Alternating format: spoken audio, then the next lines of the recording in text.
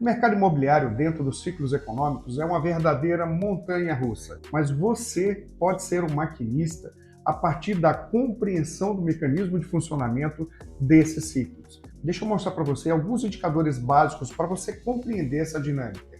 Meu nome é Cristiano Rabelo, eu sou CEO da Prospecto Inteligência e o meu papel aqui é ajudar você a entender esse mercado. Vem comigo!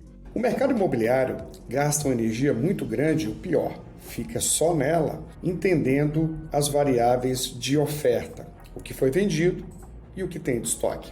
Jamais eu vou deixar de analisar essas variáveis, mas eu não posso ficar só nelas.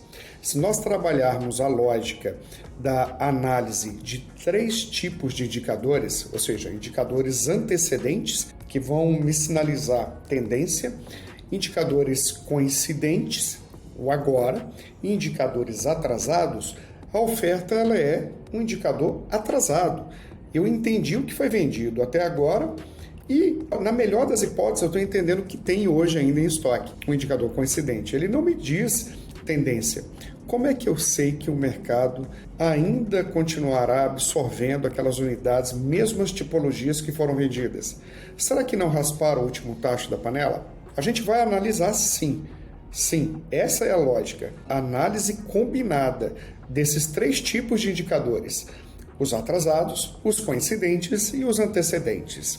Eu botei alguns aqui, nós temos diversos indicadores, eu botei aqui alguns, o que eu considero como básico. Imóveis vendidos. Ora, tudo aquilo que foi vendido até agora está me dizendo em números absolutos que o mercado consumiu, o que o mercado absorveu.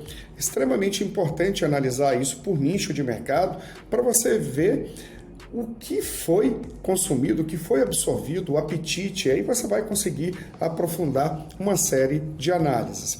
Ainda no que foi vendido, a gente consegue visualizar a eficiência através do famoso VSO, venda sob oferta. Ele vai te dar o percentual do que foi vendido acumulado, você pode fazer isso ou anual, ou semestral, ou trimestral, ou mensal, que particularmente eu acho melhor. Ele vai te dar a eficiência de consumo daquilo que está sendo vendido até agora.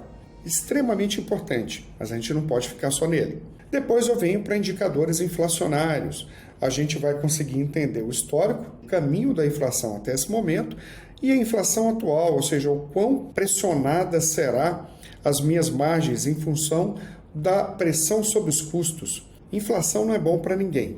Não é bom nem para o consumidor, nem para o empreendedor que está ofertando as unidades. Ele fragiliza todo o mercado. Então, na sua essência, a inflação é um indicador atrasado, ela está me dando a inflação até agora. Normalmente, a inflação é medida com base no que foi consumido no mês anterior, e ela está me dando aqui a força hoje daquilo que está ligado ao poder de compra do dinheiro. PIB, a mesma coisa, ele está me dizendo o que aconteceu até o momento e hoje, como é que está a geração de riqueza hoje, ou seja, o nosso status, ele é muito mais atrasado, mais uma vez, quando sai o PIB, ele sai em função de um período que foi fechado, e aí a gente parte para os indicadores coincidentes, estoques de ofertas, ou seja, tudo aquilo que está estocado, ele está me dando uma sinalização hoje. O que foi vendido é um indicador atrasado, o estoque é um indicador coincidente. Ele não diz para mim o que eu posso vender. O estoque não é um indicador antecedente, ele é um indicador presente, um indicador coincidente. Ao mesmo tempo, eu tenho a empregabilidade, emprego e desemprego. A taxa de empregabilidade na tua região, ela é um excelente sinalizador coincidente. Como é que está, nesse momento, uma das grandes variáveis que influenciam na manutenção do poder de compra? Quem tem renda tem a manutenção do ganho, ou seja, da força de consumo. Depois a gente vai precisar entender se essa força de consumo está liberada ou não, ou se o cara está endividado. Mas uma das variáveis para entender força de consumo é a empregabilidade, renda. As pessoas são economicamente ativas. Já o endividamento, ele me dá o quanto de dívida que aquela família tem. Um indicador coincidente também. Quanto mais endividado naquele momento as pessoas estiverem, menos consumo essas pessoas terão condições de fazer. Então, impacta diretamente o mercado imobiliário, porque independente da pessoa desejar ou não consumir, ela precisa poder consumir. E olha que interessante, esse indicador, se você for a fundo e se você fizer entrevistas e entender o tempo de endividamento dessas famílias, ele já passa a também ser um indicador antecedente, porque eu consigo entender hoje o nível de dívida, mas eu consigo entender até quando essas famílias estarão endividadas. Vamos para o comprometimento da renda. O comprometimento de renda, ele vai na mesma linha. Tanto ele me sinaliza aquilo que as pessoas têm capacidade de consumir hoje, como a gente já consegue entender essa liberação de consumo também no futuro, com base naquilo que elas podem. Aí eu venho para indicadores de nível de produção. Indicadores de nível de produção, aí normalmente ligados à indústria, ele sinaliza para a gente como está a produtividade, a geração de riqueza na base da indústria mesmo. Quanto maior o nível de produção, maior será o efeito colateral positivo em toda a cadeia de consumo, o que vai fazer com que o dinheiro circule e, consequentemente, as pessoas se empoderem e tenham condições de consumir. E ele pode ser considerado tanto como indicador coincidente, como o seu desdobramento acaba sendo também antecedente. Saldo de FGTS e poupança líquida, a mesma coisa. Saldo de FGTS agora, naquele momento, nesse momento que você está estudando, ele já consegue te sinalizar se tem recursos para poder subsidiar o funding de novos projetos. Poupança e saldo de FGTS é a mesma coisa. É o combustível do setor imobiliário.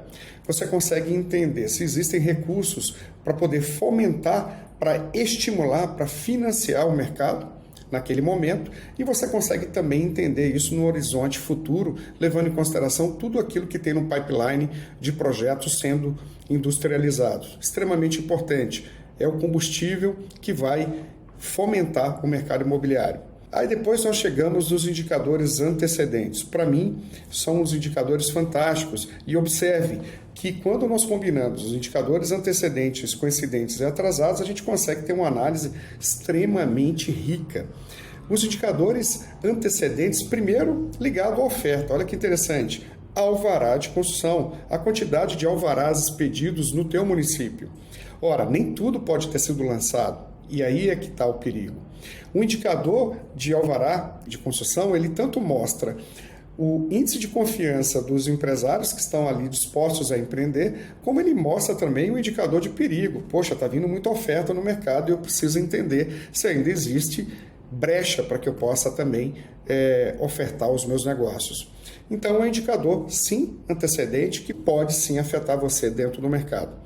Vamos para o indicador de confiança, tanto de comércio quanto indústria. O indicador de confiança da indústria e do comércio, eles são fantásticos para poder sinalizar o quão confiante está esses dois setores para novos investimentos. Quanto maior o investimento no setor, maior será o desdobramento na cadeia produtiva e a circulação de capital em todo o mercado, o que acaba impactando no final o consumo em todas as pontas. E por fim, os dois indicadores antecedentes que eu sou mais fã. O indicador de cadastro de vendas qualificados e o de intenção de compra. Vamos lá. Cadastro de vendas qualificados são os cadastros preenchidos. A sua incorporadora vai fazer o lançamento, você faz um meeting com os corretores 2, 3 meses antes do lançamento, começa a fazer a oferta pelos corretores e aí você começa a receber uma série de interesses de compra. Todas as fichas 100% preenchidas, sem faltar absolutamente nada, com os documentos anexados, onde o cliente espera só o sinal verde para poder dar o cheque. Bom, esse é um cadastro qualificado. Quanto maior o número de cadastros qualificáveis, maior será o indicador de quê? De intenção de compra latente. As pessoas querem comprar o teu projeto agora. Então, você consegue entender o quão absorvido será em função da quantidade de cadastros qualificáveis que você tem. E o outro é a intenção de compra na ponta. Basicamente, a gente precisa entender a aceitação do teu produto via pesquisa de mercado, que pode ser tanto qualitativa ou quantitativa, quantitativa através de questionários aplicados junto ao mercado, ou o Grupo Foco, onde a gente faz pesquisas um pouco mais aprofundadas, reuniões e entrevistas mais aprofundadas. As duas têm um único objetivo, entender se o teu produto foi aceito no mercado e entender quando ele será aceito. A intenção de compra no tempo. É ela que nós utilizamos, por exemplo, para fazer toda a projeção dos recebimentos na viabilidade, ou seja, toda a projeção da velocidade de venda dentro da viabilidade, ela é feita com esse indicador, o indicador de intenção de compra no tempo. Observe que a amarração de todos eles, eu não vou analisar só o indicador antecedente, só um coincidente ou só um atrasado. Nós iremos analisar todos esses indicadores de forma integrada. E aí você consegue entender pressão e momento. Uma das coisas mais importantes no mercado imobiliário é você saber quando você deve entrar e, sobretudo, quando você deve sair. Esses indicadores combinados, eles vão te mostrar as duas coisas. Basta você fazer essa análise em conjunto. Bom, se você gostou do vídeo, compartilha com pessoas que você acredita que possa gerar valor. Se ainda não está inscrito no meu canal, aproveita e se inscreve agora. E não esqueça de ativar as notificações para que os próximos vídeos cheguem rapidamente até você.